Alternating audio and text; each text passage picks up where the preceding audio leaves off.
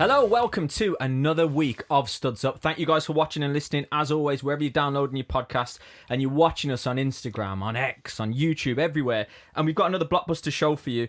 A real blockbuster show. The topic we're getting into straight away was amazing. You've probably seen it on talkSPORT going viral. It includes Deontay Wilder, of course it does. But I'm going to introduce my guests here. Of course I am. I'm looking across from them both, and we finally got someone with a worse touch than the guy opposite me. Surprisingly, it's the Chelsea manager. Rory Jennings joins us. How are you? Yeah, good, mate. Good. This should be good. Yeah. Should be interesting. I know. There's a lot to get into, isn't there, Jace? When he said worst touch, I think he was going to talk to me. No. I thought you'd seen me play. Yeah, that could have been for either of you, couldn't it? I mean, we've got a few candidates. And you've heard Jason's here, but what I'll say is a man who's played in front of thousands, but still, I think the boldest thing he's ever done is admit that he gets his haircut topless. Jason Cundy joins us. How are we doing, guys? Yeah, good. Do you know what? I don't do that anymore. That was something I used to do. It kind of got lost in translation a little bit. But Yeah. now I go to the barbers, they put the old collar round. I understand that. Because I'm up for that. Can you do that? Is that seen as being okay? Can I go and get my hair cut and just take this? Well, I used to. The guy I used to go to would happily just let me take my top off and sit there. And I actually think it's okay. But the amount of message I've had saying, no, that's not right. I mean, why not? I'm looking in the control room. I can't believe what I'm hearing. They're shaking their heads in there. That's unbelievable. No. Both of you are on the... I'm like you. The little bits drive me mad. But what I'll always make sure I do, I play football once a week. I always wear the kit that I've played football in to the barber, get the haircut in that kit, because then it's the right material that it doesn't cling to the hair. Right. Then I'm gonna have a shower and take it off. I can't sit here. I couldn't get my haircut and then come and do a shower. Here's the problem. It's when you have the haircut on your way out. If you have your haircut on the way home, there's no problem. You two, honestly, you're a pair of divas. I think there's only two men in the UK that would say this, and I found them both. They're both on Studs Up. They're both in the same room. Yeah, how has this happened? I don't think it's about. I find it amazing that people find it amazing. Well, yeah, fair enough. Well, no, I see your point of view. Enough haircut chat, because we've got to move on to... it was kicking off yesterday in talkSPORT Towers, wasn't it? Absolutely kicking off. Simon Jordan versus Deontay Wilder. Who'd have bloody thought it? You... Jason Cundy got a selfie with him moments before, which will be up on your screen now. Yeah. I've got my only question is: did you have a word with him? Were you in his ear saying, "Look, kick off with Simon Jordan; he deserves it," or was this down to you? If only I could claim that. If only I could have said to him, "Look, have a right pop at Jordan. Right? He annoys everyone, gets under everyone's skin. You kick off with him." But no, unfortunately, I can't claim that. Oh. He's a giant, by the way. Yeah. I know we all know that, but it's not until you stand next to someone and the photograph. He's 6'7", 6'8", something like that. Is that mate, he is just. He doesn't. It's like looking up at the Shard. Do you know one of those things? Wow, when is it going to... He was crouching down. But when I walked in, there was this... I knew something was going on because I walked in the door in the green room that we sat in earlier. Yeah. There were so many people like, this is not normal. And I threw my sandwich down on this desk. And as I threw it down, I looked up and I'm thinking, this guy... Big guy sat there, like outrageous close sunglasses. Yeah. And as I threw it down, he looked at me and went, all right, mate. He went, hey, man. I'm like, right. You're Deontay Wilder. Yeah. And then you got the selfie. And I got the selfie. How was he? Was he all right? He's a Liverpool fan. Forget it then. Let's move on, shall we? I can't be dealing I said with to him afterwards, if I'd known that, I wouldn't have had a photo with you. No. You're a brave man. Do you know what? He was cool. He was really, It's an amazing clip as well. Unreal, wasn't it? Amazing. So much passion, so much to and fro in. Yeah. I thought Simon Jordan did amazingly well. He did, you know. Held it together, wasn't intimidated, Simon wasn't is not bothered. Be browbeaten. No, never. Simon will never be.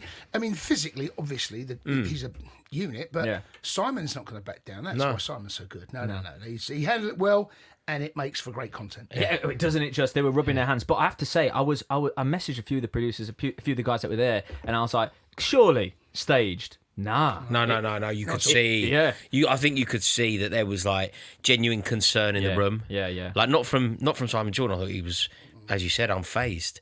But I think that there was just like everybody looked like they were slightly on high alert. I know. As soon as somebody of that stature, exactly, somebody with that reputation, and somebody who can knock you out the way that we've seen him do, is suddenly on his feet, animated. Yeah. People have to start taking notice then. If I was kicking off in the studio, they'd just move on, wouldn't they, to the next section? So, you're right. It's because of who it was. Do you know what, lads? On the back of last week's Studs Up episode, we have had over 2,500 comments, which is absolutely insane. Don't read them out. Yeah. No, well, never read the comments. That's exactly what we're going to do. So we've had a few picked out based on some of the topics that we covered. Look at them wincing now. Can we get the camera on them both? See, this is what happens when you face judgment. I don't read the comments, so I don't. So Do you not? People call me everything. I know they do. And generally, I don't care. Yeah, but sorry do you know, about that. I read. Do you know what? I read one, and do you know when I was like most of the time I don't care. It's water off a duck's back. But do you know when you read one and you're like, oh, it's kind of true. Oh. Cut me in half. Do you know what it said? It said, "This guy's eyes are like piss holes in the snow." And I'm a bit tired at the moment, right? My baby's not sleeping. Yeah. His eyes are like piss holes in the snow. Brilliant, that. And I was like, oh. Got me. Yeah. But you recognised it. It was true. Well, those are the best ones. You go, he's got half a point there. Right, Rory, you hear me mention at the top of every show, this is brought to you by talkSPORT Bet. Have you had a chance to check them out yet? Yeah, I have, mate. And more importantly, I've checked out the welcome offer. It is actually ridiculous. It really is. It really is. And I'll tell you guys exactly what that is. It is bet £10 and get £40 in free bets, not up to. £40 in free bets, and you've just got to go to www.talksportbet.com/studsup, and we'll put the link in the description as well. Mate, it's one of those. If you are betting anything this weekend, whatever you are thinking of doing, you basically have to do it this way. You bet a tenner, you get £40 free bets. That's unreal. Well worth snapping up, and I'll tell you the URL again. It's talksportbet.com/studsup. 18 plus, obviously, and gamble responsibly. Now let's get back to the chaos. I'm not going to like it, but anyway, so we've got, based on some of the topics, they've done this really well, the Studs Up producers, fair play to them. So one of the topics last week was a Bruno Fernandes debate that we had against Parma. Odegaard was thrown into the mix. And then, Rory, you mentioned about where he would rank, basically, in Manchester United's best ever 11. Now, Mustar has commented, and we're going to read this out now. If you're playing 4-3-3 of United's all-time Premier League team, Bruno is starting in a midfield three with Keane and Scholes. Then he goes on to say, if it's a 4-4-2, of course it's a different story, but he's so disrespected it's untrue. Who cares as long as United fans appreciate him? So I am going to latch on to what Mostar said there and say, I completely agree, and I said this last week as well. If you're playing a 10, I think Bruno, you mentioned not even in the second string, but I think Bruno definitely has a shout to be in that 10 position. There might be a few players that muscle him off, but the fact he's even been considered surely shows... I think if you were doing that, if you actually had to create a Manchester United three-man midfield, I think you probably put Scholes in that position, and you think about the player that he was when he first came through, playing behind Cantona as effectively a second striker. Scholes would play that for me. Scholes in that position, scoring goals, would be a better player than Fernandes, because then what you can accommodate is two elite level midfielders. It means you then go Keane and Carrick, or you go Keane and Ince, or there's countless that you could then go as the third man midfielder. I respect it. I disagree respectfully. I do think he makes it. So in a 4-3-3, he doesn't play a 10 unless he's an 8. Who, Bruno? Yeah, and then he's an 8. So he's not a 10. You can't have a 10 in a 4-3-3. Well, you can. Well, you can't. Well, of course you can. Well, where's the 10? In the 10. But there's no 10. But if you have Keane and Scholes... Yeah, but that's an 8. He's then an 8. He's not a 10. So what's Keane here? So Keane is the holding midfielder in there, right? Right, okay. When you play... Frank Lampard played that role you're talking about, and he was an 8. He's not a 10. He then would become a 10, but you don't start as a 10. Oh, I see what you mean. He then arrives... But that's not his natural position. Everyone was telling me that one of the reasons that Man United are where they are is because Amorim played him. Now you want to play him in that same role. Well, all right, in a different shape. Yeah. But you want to play him as a deep midfielder. That's not a 10. Right, okay. All right, so you're not hearing Mustar's comment about the 4-3-3? He's talking rubbish. Do you still, and this isn't on here, but I'm going to do, to justify thousands of comments, Jace, do you still think Odegaard's better over the last couple of seasons? 100%. 100%. Doubling down. Damn right, I'm doubling down. Look where Man United have been the last couple of seasons. Look where Arsenal have been, and he has been integral to that. Okay. Do you know what's interesting about this comment? I think it's actually a very interesting one, because it allows us to talk about like a broader point in football. What we have at the moment are people constantly talking about the best ever. Haaland's the best centre forward ever. Mohamed Salah is the best right winger ever. This Arsenal team, Declan Rice, is in the best Arsenal team ever. And you're like, wait, this is the worst era of football in the Premier League era, I think. It's fair to say. It's dull. It's dull. It's the worst. Certainly dull. I think in terms of like the best footballers, I don't think it's now. If you think about the players that were playing in the Premier League in 2008, I think every team had better players. And yet we're somehow led to believe that this is the best ever. This is the best. Van Dijk is the best ever. Salah is the best ever. Haaland is the best ever. It's like, wait, is it? Is it really? You know, Piers Morgan's tweet did this, didn't it? Where he had 4 current Arsenal players in Arsenal's all-time Premier League 11. You know, they've won doubles and gone invincible. How can you have 4 from now who've won nothing? We have short memories. Yeah. And people forget, and I think there is a new age of fan, there's a new age of social media. And no one remembers, and they should, the likes of Perez at Arsenal, Bergkamp, Thierry Henry. I mean, Giggs is the one I always go to. I mean, there's so many. Underrated. Yeah. It's like everything now is the best ever, and yet football isn't the best ever now. Like I don't know why it's always. Bruno Fernandes is obviously not one of the best ever Manchester United midfielders. No, he's not. He's just obviously not. It's not obvious that. No. Hold on. What I will say, did you see the way Manchester United are drawing 2-2 against Fulham? On the weekend, this is after the episode last week, and he dummies it on the wing he's a very good through a player, player's legs and puts it on the strike. Oh, the greatest pass ever at Old Trafford now. Is that where you're going to go? No, it was an unbelievable... Hold on, Jace. It was an unbelievable pass. It ended up being a match-winning move, yeah? How many players are doing that, though? Do you think he's a better player than David Beckham? Like, I know they're not the same position, but just like broadly... David Beckham versus Bruno Fernandes, because for me, they're just not even comparable. It's comparable. Then it's a good David question. Beckham is a million miles away from... It's a good question. And this close. is my example. It's close. I know, again, they're not the same position. But you know when you go, he's in the best 11. It's like, wait, David Beckham's probably not in the best 11, and he's one of the best players I've ever seen. Bruno can break the assist record, this season. He's 12 assists already. It's stats, isn't it? I watched the game with my eyes. It's like Ryan Giggs' stats. Do the sniff test. Ryan Giggs is one of the best. Is one of the best. Ryan Giggs is probably Manchester United's greatest ever player. But his stats, if you want to argue stats, Bruno Fernandes is better than him. Ryan Giggs is the best ever. Think about what happened in Moscow, the moment where he scores the penalty, everything that he's done for Manchester United. Giggs is the greatest ever Man United player. Yeah. The stats will have him as useless. Right, okay, not fair, and we'll move on. I could bite back, you could bite back. We'll move on. It is a good topic. You're smelling, and you're biting. You're doing both. Do the sniff test and the eyeball test.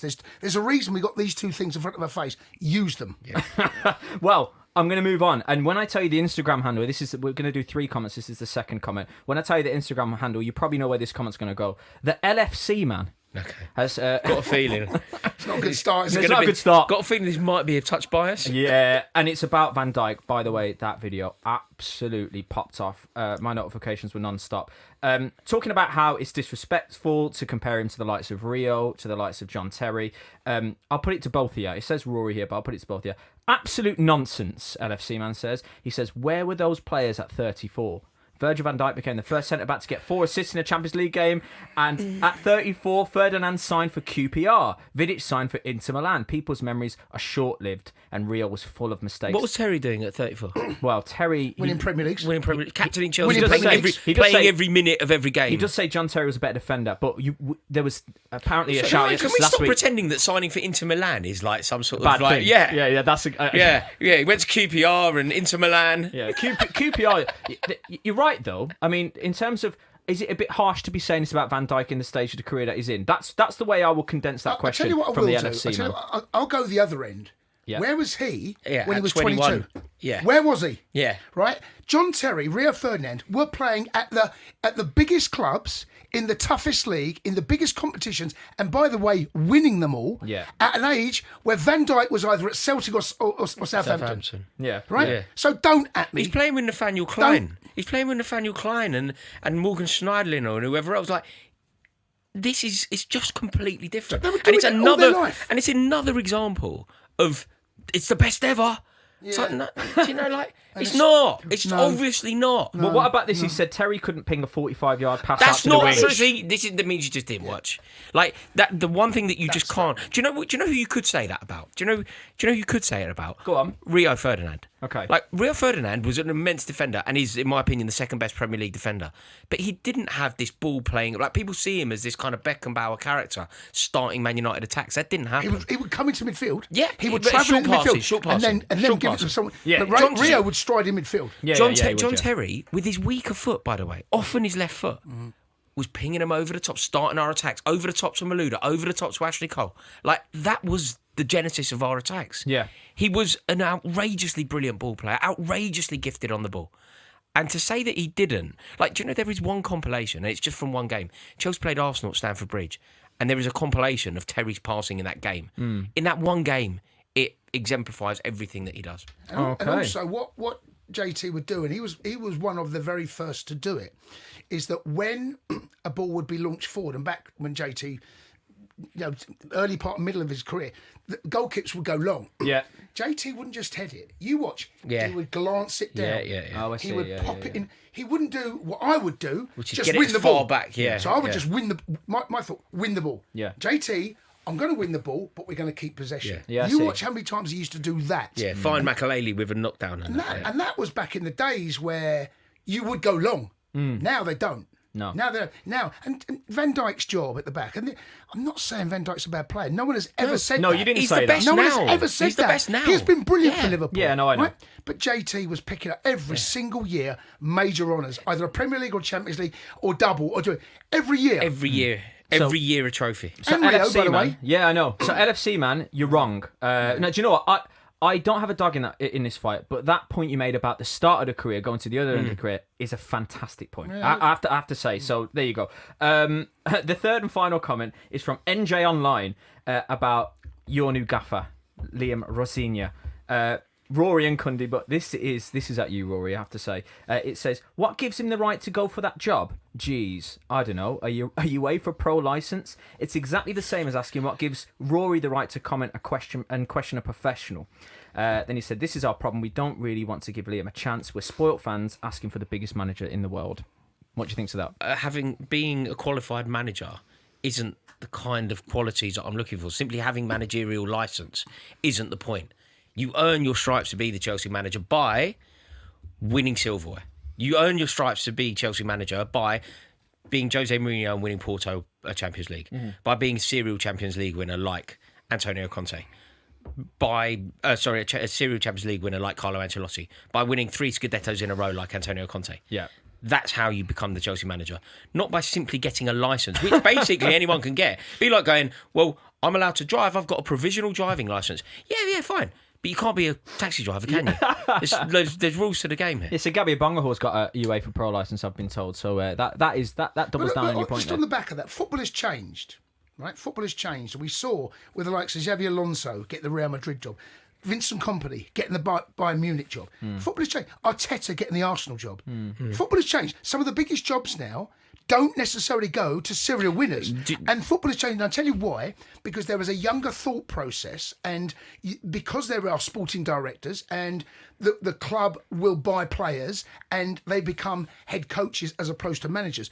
Back then, what you're talking about, they were managers in the true sense of the word, right? Yeah. They managed the team. It's changed. Football's evolved. And it's not just at Chelsea, by the way. It's pretty much Everywhere. There's a slight difference though between the examples that Jason used there and Rosenior. The examples that Jason used, I think you can rationalise quite easily. In the way that you could rationalise it when Frank Lampard first came into Chelsea. Frank Lampard is our greatest ever player, therefore he got the manager's job. Xabi Alonso is an iconic footballer who played at the very top and therefore got a managerial opportunity. Mikel Arteta is similar. This all makes sense. Rosenior conceded a penalty at Fulham when we played Fulham at Stamford Bridge. It's kind of the one thing I can remember from his playing career. Yeah. But being a good player doesn't mean a good manager. Steven Gerrard. No, absolutely. It doesn't Steven mean Gerrard, it. what a player he was, by the way. But it means you get the appointment. I understand why you get the job, though. I understand why Steve. Of course, I understand why Villa appointed Gerrard. He's an icon. He's an icon in the touchline. He's going to inspire and invigorate the players. He's going to inspire and invigorate the stadium. I get it. Whether it works or not, it's a different thing. But I understand why Gerrard would be given an opportunity. Liam Rosenior would be like if Chelsea announced Paul Konchesky as manager. Like, wait, what? Who? Well, it wouldn't. Because Paul Konchesky has not been part of Blueco and Clear Lake's vision. He was put in at Strasbourg. There was a long vision, and that vision came around a bit too soon because of what happened with Maresca. Maresca, for whatever reason, fell out with the owners, right? We probably know why. Yeah. But let's not go into that now because. Yeah. But what I'm saying is there was a vision.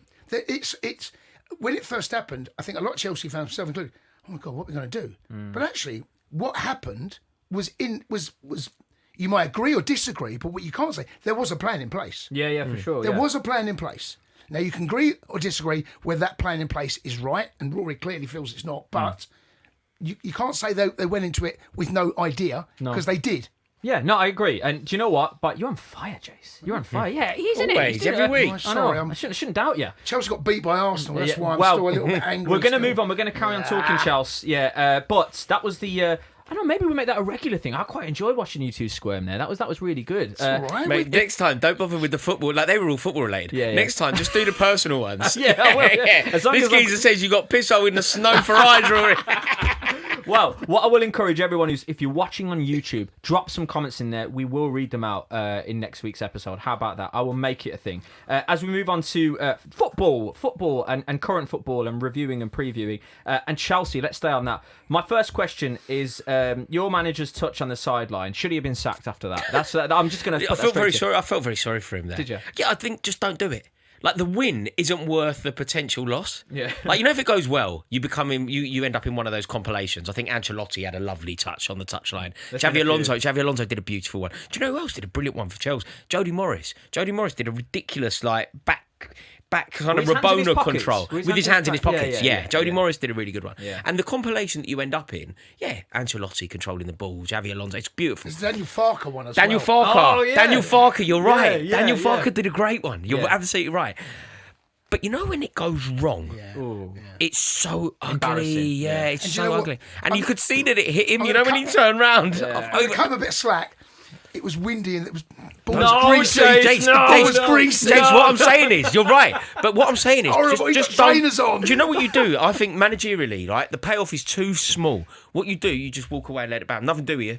Nothing to do with you. There's a ball boy here. Nothing to do with me. Yeah. Nothing to do with me at all. Hands in the pockets. There as was well. a moment, because you know what? He turns around, he looks at his bench, and they're kind of all giggling. And when he kind of turns back round, he's like, oh. Yeah, you can see. I think in those situations, you just got to take it for what it is. Yeah. And it popped at him, and he's had a little time to think about it. Clearly, he's not worked on his first touch recently. No, he's shin. Right? It's not your best. Yeah. Bad. But I think you got to laugh at that. Yeah, you Yeah, do. it's not. I It's think I not. laugh at that. I mean, it doesn't matter. No. As long as you start winning games. The problem is those little compilations now in the modern day, the social media day, Get you again. they get you again. They They get come you back. again. Yeah. Well, what wasn't funny was the result, unfortunately. I'm going to ask you, because I might load this question up a bit, because I feel like you both might have difference of opinion, but I don't want to go there just yet.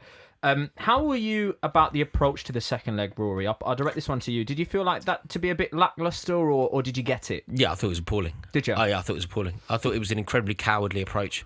I thought we went into it, weirdly, not wanting to lose. And the only reason not to lose is for PR. Like, there's no benefit to not losing that game because we were already out. Yeah. Like, we needed to win by 2 goals. We needed to win 2-0. We had 1 shot on target. You literally can't go through. You haven't given yourself a fighting chance.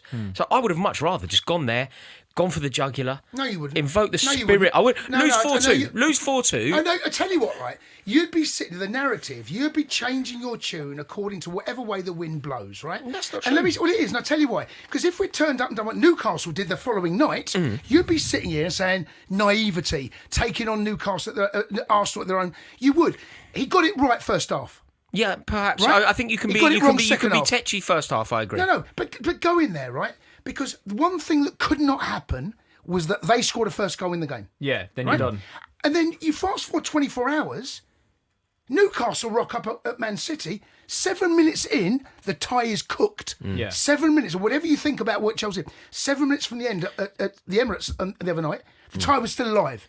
And that's what you had to do.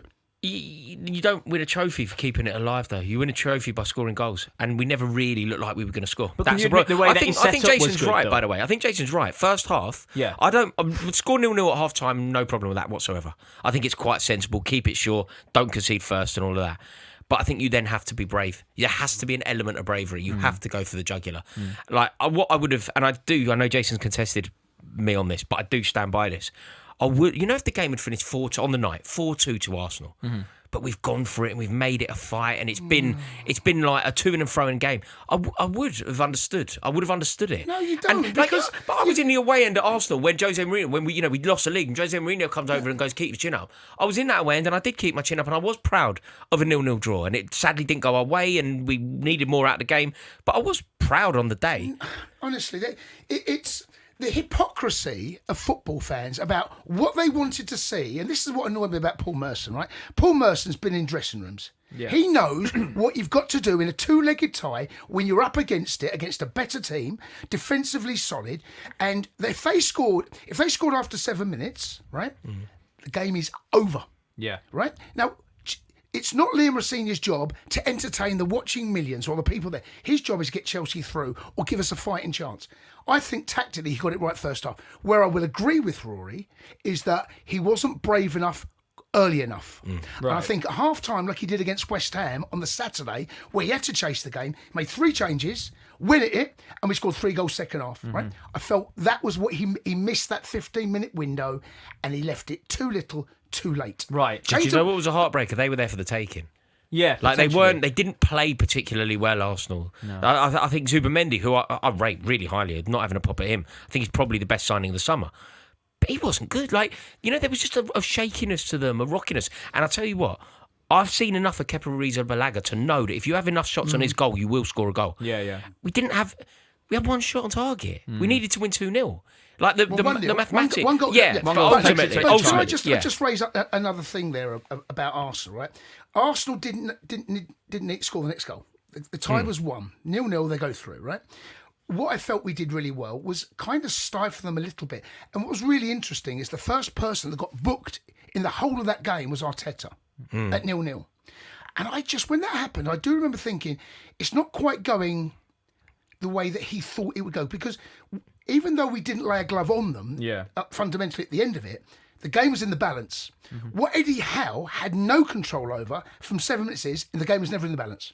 The game is over. Yeah, it's a good point. Over. And he didn't want that. But Jason, you would have played in games like this, right? And you've obviously been a fan of games like this. You know, when you see a team, sometimes even a plucky underdog, go and rattle and upset the rhythm of the better team, in the way that we've seen, I don't know, Wigan win the FA Cup, right? What we have to do in those circles, even we played them when it was Vialli's first game. They were winning from the first leg. We brought them home, and Di Matteo scored that amazing goal. They were better than us, but we went for them, and they were a better Arsenal team then, and we were we were a decent Chelsea team, but it was like Dan Petrescu, our goal scorers were Hughes, Petrescu, Di Matteo, so that kind of team. We beat them 3-1 and knocked them out of the cup and won the cup because we went for the jugular against Arsene Wenger. We made it as uncomfortable for them as possible. I think Arteta, whilst that second leg at Stamford Bridge? Yeah. Right. Again, I think had roles been reversed, and we lost 3-2 at their place and bring them back, I think you see a different game. Be honest with me, lads. Be honest, because I can see where you both are. I actually take both of your points, and I think you're both taking each other's points. To be fair, but I want to ask you: did a bit of you die inside? Be honest. When Havertz pointed at the badge, when Havertz scores, not then. When he scored, I don't care about him. Did a bit of you just think? Do you know what? It's the modern day thing that Havertz won the Champions League for Chelsea, right? And it's playing to the audience. Playing to the gallery. It's playing to the gallery. Yeah. Look at this. I'm scored against Chelsea, right? Yeah. I know plenty of gooners, right? They ain't having Havertz. Yeah, so do I. Oh, he's got catty. So no, there are plenty out there, right? Yeah. He's still got to win them over, right? Yeah. And that's a little. It's a cheap victory, that one for him. Yeah. Cheap do you know how average you have to be to win a team of Champions League, and the fans of the team that you win the Champions League for still despise you? Do you know how average? Like, I hated him when he was at Chelsea. Like, I didn't rate him at Chelsea. I was happy for him to go. Desperate for him to go. I thought he's a really average player. Cost a fortune. Arrived with no real position. Cost Lampard his job. Couldn't get a tune out of him. Him and Werner. Wow. Like, yeah, he scored a great goal in Portugal and we'll forever be grateful, and he's kind of etched into our folklore. But let's not try and rewrite history. We were glad to see the back of him. Damn. Okay. Well, I didn't. And made money on him, by the way. Yeah, no, you and did. Made money. I don't know. I he won diddly squat. I think he could be the difference in this title race. You know, Havertz. Yeah. If they're relying on him, I know. I think he's just the doors just opened a little bit for City if they're relying on him. When he joined Chelsea, right? I was speaking to a football German football expert saying he's a generational talent. I had the same experience. I didn't know much about him. Good player, and I felt at times, I felt a little bit sorry for him at Chelsea because when he played his first ever game down at the Amex, he played on the right-hand side of a 4-3-3, I seem to remember. Yeah. And he looked out of place. I don't know what his best position is. He's not number 9. Nope. He's a little bit like a João Pedro type of player where he can play 9, he's a link-up Also, player. He's better than... do you know what's very important? You know this nonsense, this song they sing, the Shakira song? Yeah. Right? Like Kai Havertz scored again. Just for the record, like Nicholas Bentner scored more Arsenal goals than him. Eddie Nketiah scored more Arsenal goals than him. Let's not try and pretend that, like, you know, if you want to do someone scored again, that's applicable to Ian Wright. That's applicable to Cliff Baston. That's applicable to Thierry Henry. Kai Havertz hasn't scored again. Like by the Kai Havertz has scored again logic, you're looking at Nicholas Bentner scored again, Maybe and you'd never say that. He played again? Yeah, he didn't score again. Yeah, I know, it's a miracle to get him on the pitch, let alone score a goal. I'm glad I asked. Right, Manchester City, we talked about Eddie Howe got it wrong, and Newcastle got it right, and they did, like you say, it was over before it started, really. Would it be a successful season if City just win the EFL Cup after spending 300 million in Where did they finish in the league in this scenario? Let's say they finish second. Just the EFL Cup? Yeah. No, that's not success. You don't think that's... yeah, okay. No chance. You're not having that. No. What about Pep calling That's for... a successful season Yeah. for Villa. Oh, right, I see. I've got you, yeah. Right? Okay. Finish top four and win that is that. It's an amazing Everton, season for Villa. Everton. Or someone like that's for City. But so it's underwhelming. Obviously, they've got Semenyo, they've got Gahey as well. You think it's underwhelming for them to just bring silverware? No, I know Jason isn't doing this either. We would never, nobody in this room would ever sneer at silverware. No. I think we're all aware of the prestigious nature of silverware and how coveted it is. But City exist on a different plane. They're comparable to different things. Their aspirations are a completely different thing. And I do believe that they would find it slightly underwhelming if Guardiola and the riches of City only end the season with a League Cup. Interesting. It is. It is, isn't it? Bearing in mind where they have been, Yeah. this is not. This was the back pocket trophy. They had this in the bag all the time. They did, but it does look like they're having a bit of a wobble. I can't quite put my finger on why that is, because obviously... It wouldn't be a good season for Chelsea, Ryan. Like, I would think it was fine. Top four in the League Cup, I would think was fine. Yeah. But I don't think for the ambition of the club, for who the club want to be, for a lot of the support, I don't think it would be good enough for Chelsea. Yeah. Below par. Well, we talk about Pep as well, and he's called for Mark Gahey to play in the final in that post-match conference, which I thought was, I mean, the fact that he even disclosed, that was fair enough, whatever, but it's already been rejected, and I believe the rule is because he didn't play in the first leg of the semi-final. He would have had to play in that first leg Or been available. or been available. City player Yeah, exactly, registered to play the final. So he's not going to make the final. Do you get why he wrote the letter? Do you get why he's appealed and why he's asked the question, or do you see? I mean, I think it's quite a desperate move because it seems to me like it's set in stone. Like the rules are the rules. If he can't play, he can't play. You didn't sign him in time. You knew that before you signed him. You knew that there was a race on. And ultimately, you've fallen foul of that. I don't understand why people are trying to get creative with rules. And this isn't just about me being hostile to City. I'm not being hostile to City. I want them to win it. But the rules are the rules. I think Cristiano Ronaldo should be banned from the first game of the World Cup.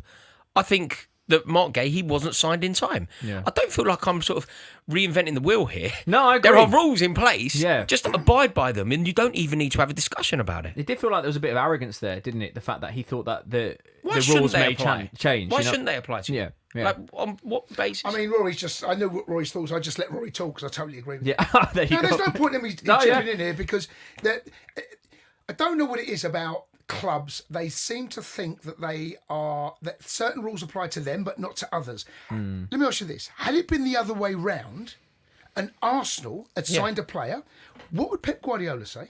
Yeah, of course. The hypocrisy of managers is mind-blowing. And they're all like it. It's not just a pop at Pep. They're all at it. It just looks a bit desperate. That's my only concern for Guardiola. You know, if you're Arsenal, I feel like you're half 1-0 up already. Like, they're already panicking about their back line. Yeah, and you get why, though. That's true. Yeah, though. You get why? Because Newcastle could have scored 4 or 5. Yeah. So seriously, But he's basically gone, please let Gahey play. Yeah. Arteta must be going, okay, lads. Can Gahey ain't playing. Can you imagine, right, if someone at the EFL goes, do you know what, right, he's got a point. He's got a point there. Go on. Can you imagine the storm that's so that true. would ensue around that? Yeah. Yeah, that's so true. What did he think was going to happen? Yeah, that's such a good Although, point. I'll tell you what it kind of chimes with. It chimes with what's going on in the country. Like, rules don't seem to apply to people who are in low if you've got a lot of money. Yeah. It's like, does he genuinely think that somehow because City have the wealth and he is Guardiola, that it shouldn't apply to him. It's like, wait, what? There was some more. There was some more post-match comments. Christian Romero, Spurs, saying it was disgraceful. Tottenham only had 11 senior players after the 2-2. Do you think your captain should be? I mean, I feel like we've had this in so many different forms and different fonts. But do you feel like your captain should be coming out and saying that, Jace? Keep your trap shut. Yeah. Honestly, he's part of where they are and where they have been. The absolute front of him to come out and make a statement aimed at his paymasters. It's not the first time he's done it, by the way, right? Part of the reason is because you've been involved in this team. Who the hell does he think he is? Yeah. He scored a couple of goals, didn't he? And he suddenly found his voice. Although, I think I'm surprised, but from my very limited understanding of the situation, I feel like Tottenham fans are kind of backing him, which I'm surprised about. Yeah, another one of those kind of playing to the audience, playing to the crowd a little bit by knowing. But there are things that players shouldn't come out and say, but go out on social media like that. And it, from what I know, was minutes after the window shut. Mm-hmm. So it was, it was a pointed comment. It was ready there. It was barbed. It was in his drafts, wasn't it? It was ready to drop that. That to me, that's not helping Thomas Frank. No, it's not. No. But like you say, it's surprising that the Spurs fans do agree with that. And I've got no dog in the fight, especially when it comes to Spurs fans. But I feel like that is you never know what the Spurs fans are going to think or say. Go and buy another centre-half then. Yeah. go and buy another centre-half, see how he feels about that. Yeah, true. Right? It'd soon shut up then, wouldn't it? Yeah. So you're on the same page. Look at that. I've got you two on the same page. Great. Manchester United, of course, 3 wins on the bounce. We're cooking again. Spurs on the weekend. He's to be getting his hair cut. I know. I know. Honestly, I'm burning up. I feel again. I'm feeling again, lads. I was dead for ages, and now I'm starting to feel again. Just a bit of posture. You were loving Amorim. You were feeling then. Here we go. Do you know what? I did back the manager begrudgingly, but and I don't think this is because of Carrick. I don't think Carrick's like an unbelievable manager. I think it is. He's gone back to basics, really, hasn't he? It's not like he's reinventing. But it just shows you how woeful Ruben Amorim was. It does. And anyone who backed him. Yeah. I like what you did there. No, I think what he has done. I think there's an element of truth in there. Football's a simple game. It can be, and it can be overcomplicated by tactics. Overthinking about how the opposition are going to play. He has gone back to the way that he would want to play. You're completely right. He's done the obvious thing. He's done the obvious thing. Who are the 3 best midfielders at the club? Casemiro, Bruno Fernandes, Kobe Mainoo. I'll tell you what we're going to do. We're going to play those 3. It's going to be like this crazy idea, but I'm going to play my 3 best midfielders in their favoured positions, and we're going to see how that goes. Tell you what else we're going to do.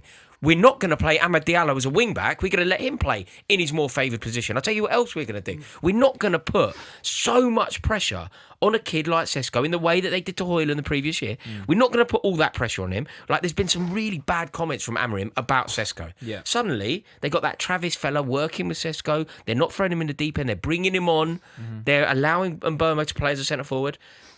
And Sesko looks like a man reinvigorated. He's hitting winners. They look comfortable. Yeah. Where before they looked so uncomfortable. They never quite looked at peace or at ease with what was put in front. Never. There were moments in games, but they never. Now there's a fluidity. However, I will say this: Fulham had their moments. And there is an open. And I think what we're going to see from Carrick is there will be chances both ends, and I think there will be a period where he has to defensively be a little bit more mindful. And also what goes in his favour, out the FA Cup, out the League Cup, no European football. Yeah. It's weekend to weekend. All right, there's a midweek game next week, but it's weekend to weekend. He has a luxury where he can get it right. But don't be clouded by that. Think about what could happen next season. Everyone's talking about him giving him the job. Next season, he will have European football, almost certainly, of one level. Hopefully, I mean, you can't get knocked out by Grimsby again and get past Brighton in the FA Cup. The games will come thick and fast. I would be very cautious about sounding him off right here, right now for the job. Let's wait. They made the same mistake with Ollie. Don't give him the contract until the season's over and then sit down. And then give it 2 weeks as well. Then think about it. Don't give it to him and on the back of a PSG game, because after that, things start to turn to you know what? Yeah, no, I remember it very well. Do you know what? You're absolutely right. I'm still of the opinion, and this does split. In fact, I don't even know if it splits. I think the fan base is tilting more and more towards Carrick. And I do understand why fans get, worked up about this stuff. Of course I do. But I'm still of the opinion of get a world-class manager. It's been a fantastic 3 weeks. Of course it has been. But like you say, that's a pair of 3-2s, that is. And they're two of the most entertaining games you'll see in the Premier League, which is fantastic for the neutral, fantastic for United fans when we're getting the winners. But it is littered with... But I think most people agree with what you're saying. I think most people agree. If you can bring in a world class, so if Luis Enrique is available, regardless of what happens with Carrick, Luis Enrique gets a job. Yeah. Where Carrick could be considered for the job is not if he's up against Enrique, it's if he's up against Glasner. It's if he's up against Iraola. 100%. Then you're looking at Carrick, in my opinion. Yeah. If Enrique's available, Enrique gets a job. Yeah. Carrick could win every game between now and May. If Enrique or someone of that ilk, Ancelotti, some would argue, Tuchel, I'd be less keen on from a Man United perspective. Me too. But that sort of manager, Carrick can't really compete. No. But he can certainly compete with Glasner. He can certainly compete with Iraola. I honestly couldn't agree more. I urge Man United fans to just not get carried away with the permanent appointment of Carrick and just enjoy. Just enjoy this last 3 weeks. Let me tell fantastic. you now, there are bumps in the road coming. Of course. Right? And it's how the reaction to the bumps in the road go. So, Yeah.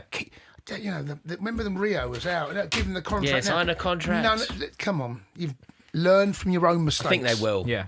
I think they will. Well, you don't know with Ineos, but I hope they will. Right then, lads, let's move on to the Studs Up Acca. We're going to build this one. We got let down last week, I believe, by one Rory Jennings. Never. You went for a City. You went for a City win, I think. I did do a City win. You went for a City win. By the way, idiots. By the way, you should have cashed out. By the way, half time you're winning. Yeah, you should have cashed out. I know, and I actually thought it was going to come in. I can't remember who you went for, Jace, and I went for Chelsea 3-2. But how on earth did City not win Liverpool? that Went game? for Liverpool. How did they not win that game, those idiots? Yeah, I know. Unbelievable. But that was nearly back-to-back. That was so close to being back-to-back. But Right, let's get it. We'll go again because we can't forget 2 weeks ago we had a 50-1 land. So, we're still dining on that for a little while, haven't we? Right, we've got... Oh my gosh, I'm just looking down at the fixtures here. Some tasty ones. I'll start with a nice one for you, Rory, in my opinion. Arsenal versus Sunderland is the fixture you've been allocated from this weekend. How do you think it's going to go? Are there any twists and turns in the title race? Oh. Yeah. I think this is a draw. Oh. I think this is a draw. I don't think we can underestimate quite how impactful playing midweek against Chelsea is going to be for Arsenal. I don't think they're playing particularly well at the moment either. I don't think they look particularly good. They look incredibly functional, which is a really positive word. If you're an Arsenal fan listening to this, functional is a great word. Professional is a great word. But it's clunky. Yeah. And if there is an opposition and a manager who are capable of exploiting your clunkiness, if Arsenal were playing their sort of liquid football and Odegaard was in the form of his life and he was dictating the tempo, I think Sunderland would be in trouble.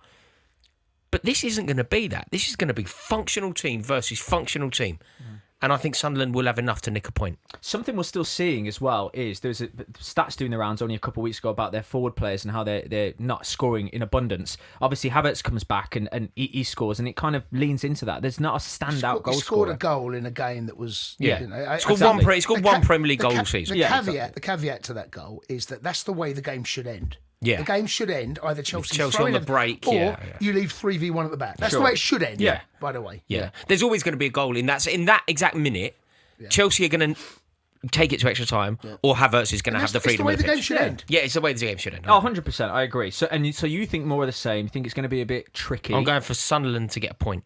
Oh, what? Give me a score prediction then, just to double down. It doesn't really. It'd be another between these two teams. It'd be another 2-2. Oh, I like it. I didn't expect you to say draw.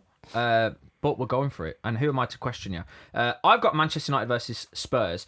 Now, obviously, there's another... This is a gift fixture. Well, I don't know, No, I think this is a banana skin. There's just so many red lights flashing up on my dashboard at the moment when it comes to this game, because Spurs have had Man United's card marked for years now. Years and years and years. It doesn't matter what kind of version of Spurs we're facing, what manager they've got in the dugout, they just seem to beat us and sometimes whoop us. It's just the way it's been. I went to Manchester United, I went to Old Trafford against Spurs, thinking it was going to be a fantastic day, and we got whooped 3-0. It was embarrassing, and Van der Ven had a game of his life against us. I think it's going to be tricky. However, I do think United edge it. I'm not going to sit on the fence and say it's going to be a draw, but I think it's going to be another... I mean, like I say, a pair of 3-2s is fantastic for Manchester United when you're winning them, but the other team are getting chances. We're scoring world-class goals. That Šeško finish was a top draw. The fact that Bruno architects out of nowhere again, it's a moment, isn't it, in a game? So I think it's going to be tough, but I do think Manchester United edge it. And I'm going to say, I was confident earlier. I said 3-1. I'm going to back down and say 2-1, Manchester United. By the way, Spurs' away form's good. Yeah. That's the anomaly about Spurs this season is their home form is relegation. Their away form is Champions League qualification. Yeah, that's so true. I know. That's a head scratcher. Yeah, really absolute is. head scratcher. Yeah. Wouldn't surprise a draw on that one, if I'm honest. Is that where you're heading towards? Wouldn't be surprised. You know, as I said, Fulham had chances. I know they did. You know, that goal from Kevin was it? And Tottenham were good in that second half against. I couldn't believe it. Xavi Simons had a game of his He life. did, yeah. Best he's played for Spurs. Yeah. But this is the thing: how polarising within a game. That They were first half was abysmal. abysmal. Like Spurs fans had given up. But that first half performance is what we've seen at Spurs Yeah. this season at home. Yeah. I've seen that. I saw that against Wolves. They got out of jail. Polina scored like a 93rd minute equaliser or something ridiculous. I actually think for the first time in a long time, because I say this and I always feel bad about saying it, it's paradoxical. Man United playing at home, sometimes it's created too much nerves. I actually feel like the fact that we're at home might get us over the line, it's helpful. which is the first time I've said that in a long time. So I'm going to go for that. And I hope I'm right, of course. Oh, Jace, they've given you the tough one, haven't they? Liverpool versus Manchester City. By the way, if Liverpool beats City, I'm going to be so gutted because I want there to be a good title race coming in, coming into towards the end of the season. Yeah. How do you think it's going to go? Do you know what? I looked at some of their results of late, both of them. Both struggling to keep clean sheets. Both score goals, by the way, as well. And I'm thinking, right, I'm going to go... I don't see a draw. I think there'll be a winner. But the struggle for me was which way do I go? And I'm going, it could be 3-2 City, it could be 3-2 Liverpool. And I'm going to go 3-2 Liverpool only because they're the home side. They both played Newcastle at the weekend. Sorry, they both played Newcastle. Liverpool last weekend and midweek. Man City. Newcastle had chances in both of those games. I cannot see a clean sheet for both sides. No, I simply cannot. Both teams to score would be for me the nailed on bet on this one. Yeah. And I just think Liverpool at home. Had it been at the Etihad, I'd have gone 3-2 City. But I'm going to go Liverpool, and then I think probably the title is Arsenal's. If it goes that way, if it goes this way, goes that way, I'll agree with you. I don't necessarily think it will go that way. It's a very difficult one to predict. And everything that Jason says, right. I actually think City will edge it. I can't believe what's happened with Slot. Did you hear him talking about how trophies don't really matter? Yeah. I'm just like, mate, at Liverpool, you're just everything about that. I've been backing Slot as well. I always back any manager that's won a league. I just give you the grace period. You've won a league, and then you hear him talking like that, and you're like, you're. That's just not a Liverpool manager. No. You can't possibly talk about the insignificance. They're still in the FA Cup and they're still in the Champions League. Yeah, I know.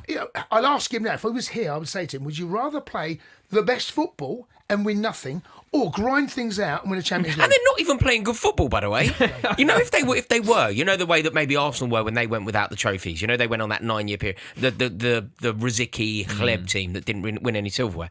They did play lovely football. Yeah. Sometimes Jack Wilshere getting it Passing right. It they did play some lovely football. Yeah. Slot's team aren't. No, they're not. I think that those words, it just felt to me that it was over. And I think the exact reversal of the scoreline that Jason suggested. You could. That's why I was wrestling with 3-2. Yeah. City basically have to win all the titles over. Yeah, it's a massive. It is a massive game. I shouldn't really say it, but I really hope City do it. I just want there to be a title race. I just want there to be a title race. So there we go. So we've gone for Manchester United just to beat Spurs because they're at home. Liverpool just to beat City because they're at home. In a 5-goal thriller. Yeah, another thriller. And Arsenal versus Sunderland is going to be a draw. If that all happens, let's pretend we win. Yeah. Does that mean that the title race is well and truly back on? Arsenal will have dropped points at home to Sunderland, and City will have gone to Anfield and won. Well, if your way goes, I'm going Liverpool win. If I got it right. Look, maybe that's why I've gone that way. I just want it to be it's wishful thinking. I was absolutely torn because I want obviously City to win the title as well. But my football head has gone. I just think Liverpool are going to be too being short. At home. I just think that, and also there's that rivalry that's still very much alive. Yeah, even though they're not both going for the top of the table anymore. Yeah, but that was a brilliant period of football. Those games when Klopp and Pep win one another. That's what not that long ago, 3-4 years ago, right? The John Stones clear us off the line. Those games were immense. You think about where we are now as a Premier League. Yeah. I'm hoping there's going to be a little bit of Klopp sprinkled onto slide, and Pep's still got his magic to do that. The spirit of Klopp. Yeah, we're all hoping that. So, well, obviously, apart from Arsenal fans. So there we go. That is going to be the Studs Are Backer that we built for this week. Didn't quite. We just missed out last week. Got it the week before. We should get back on track this week. I've got a good feeling. It will be available on site and on the app as well. 18 plus gamble aware, of course. So, enjoy that. As we move on, of course, I've left us a few minutes. We are the home of the Mount Rushmore. And this is a really, really good one. We've got the Mount Rushmore for the best football team achievements. So we can only pick 4. And there is such a long list. I mean, we had a brief discussion. I'll let everyone know about this because there's so many to choose from. Where does your mind go straight away? You're going to tell me it's going to be Chelsea's defensive record. Is that what you're going to say? No. I know. The one that I'm going to put forward, you've massively prejudged me. I'm going to put forward the best achievement in sport. Not just the best achievement in football. Here we go. Or Premier League football. The best achievement in sport. And it's Leicester City winning the league. I mean, look. Yeah. It's got to make it. Yeah. It's got to make it. Astronomical when you think about the odds. The only thing that we have to mention here, Jace, you might know the specifics of this. I think Forest did. You know what Leicester did? I think Forest got promoted, won the league, won the European Cup. And then won the European Cup And then won the European Cup again. So Forest... But that's spread over... 3 promoted? 4 years. Won it. Yeah. Still good, that. Oh, no. I'm not. So No, maybe... I know. You know when I said saying it's the best it could achievement... make it. When I said it's the best make it. achievement in sport, I said it about Leicester. I'm a kind of going one-off, Premier League era. As a one-off, what Leicester did was amazing. But Amazing, If you're talking about the rise of Nottingham Forest under Clough Yeah. It is good. and winning... Promoted to win the league. You're in the Championship. You get promoted, you win the league. Yeah. You go into the Champions League, you win it. Yeah. You go into the Champions League again as holders, you retain it. So it's a little bit like Coventry getting promoted, Yeah. And winning the Premier League, then going into the Champions League, winning it, and win the Champions League again. Oh, we've got to put it in when you That we're talking ourselves into the it. level. That's Yeah. the level of what he's talking here. Well, let's put That'll never happen. It never that, goes. isn't it? It's that level. They're both on there at the moment. There's room for them to be knocked both off. be I've on got here this prompt, doing some research, and I'm sorry if I butcher this. I really am. Al Ahly, they lead as the world's most successful club with over 120 trophies. Now that's not a one-off moment, but I have to give them a mention. They probably won't make it. We've also got Real Madrid winning 3 Champions Leagues in a row. Could that make it? Yeah. One Champions League ever is amazing. I mean, a sporting achievement. You're doing back-to-backs now. I mean, I don't want to, Oh, you're be on your chips. But I mean, I thought it was a sporting achievement, not achievements. Yeah. You're probably right. Yeah. You're probably right. I'm happy to have this. No, you're probably right. That's fair. But then, can we put Forest there then? Can we put? I'm Forest happy to there? put Forest in there. Forest. Okay, so Forest, Leicester, Invincibles. Do Invincibles make Are it? we only doing football? So I can't start talking We'll about go Jessica football. Ennis Hill, can I? No. Because I thought that was unreal. Amazing. I but thought that was unreal. football Remember that in only. 2012, Jessica Yeah. Ennis Hill? Yeah, I was amazing. like, that's the best thing I've ever seen. Yeah, Kelly Holmes and all that as well. Yeah. But we'll go football only. So you got Invincibles in there as well. Yeah, I've got Chelsea's record. Manchester United's treble. We can put in there as well. What about Greece winning the Euros? 2004? Denmark for me is amazing. Denmark. Yeah. Right? Yeah. They're on the beach. Yeah. And they get phone John calls. Jensen, Weren't wasn't they on holiday? Yeah. And something happened. Who pulled? I can't remember. Yugoslavia. They pulled out because they were in the war, right? Yugoslavia were at war, yeah. And they're like, "What are you doing next week?" Yeah. And then they won it. And they go, And they won it. It was 88. Well, I'm not making that. It's 88. Yeah, it was 88. It was 88. Yeah, okay. No, it wasn't 88. was it? 88 was Van Basten. I defer to you. It was 92. No, it was was the 92. one afterwards. Right, Yeah. okay. Right, okay. Yeah, that's for me is Yeah. Up there. well, it's in the conversation. You can decide whether you want to put it in or not. So we've got Forest, we've got Leicester. Go on, where do we want to go? What do we want to do? Is Invincibles in for a shout or no? Because you've... The reason why you could argue for the Invincibles is, like, when you said treble, my rationale for discounting it wasn't because it's not amazing, but because it's been done again. But the first treble for an English But the side. fact that it's been done again... Look at him, desperate No, to get no, United. yeah. Look at him, Yeah. desperate to get Yeah. United. I think anything that's... Look, I think tell you anything what, why that's don't we been just done put again... Bruno in there? Yeah. Ruben Amorim. Yeah. I think the reason... Anything that's been done twice isn't in. If it's been done twice, if it's been equalised, it's not in. So Invincibles has a shout. Okay. Although Preston fans might start piping up. Oh, there we go. Come on, we need two. We need two more. What are we doing? Best achievements in sport. I'm trying to. I mean, I'm trying to think of Rangers something. 9 titles in a row, but then that's not a moment, is it? So Invincibles, it sounds like. Yeah, I'm so surprised you're not putting your Chelsea record in there. The fact that Invincible's never been done before, and it does have the caveat to it, doesn't it? Points. Leicester winning the league. Yeah. Forest doing what they did. Yeah. They're both in. Yeah, Okay. that's- Sporting that's fair. achievements. That's Yeah. fair. That's fair. Invincibles? I mean, I'm happy with it because it's never been done Yeah. before. I think I'm going to put it in there. Yeah. I'm happy with that. I ain't got a problem with Invincibles, that. it's never been done. Yeah. And then what's the fourth one? We will write up the Just comments. throw Bruno in and shut Bruno him up. Fernandes? Just Bruno throw- Fernandes in there, yeah? Should we do that? Shut him up. Should we lock it? Bruno Fernandes being the best 10 in Premier League history. Ever known. Yeah, Ever known. ever. He's going to lock it in. Do you know what? We'll leave that fourth spot up to the listeners and the viewers. Right, How okay. about that? All right. Yeah, because there's so much debate there. I'm saying Bruno. We'll see what you guys say. Thank you very much for watching another episode of Studs Up. And what I will tell you is we'll be back again next week. Of course we will. Take care.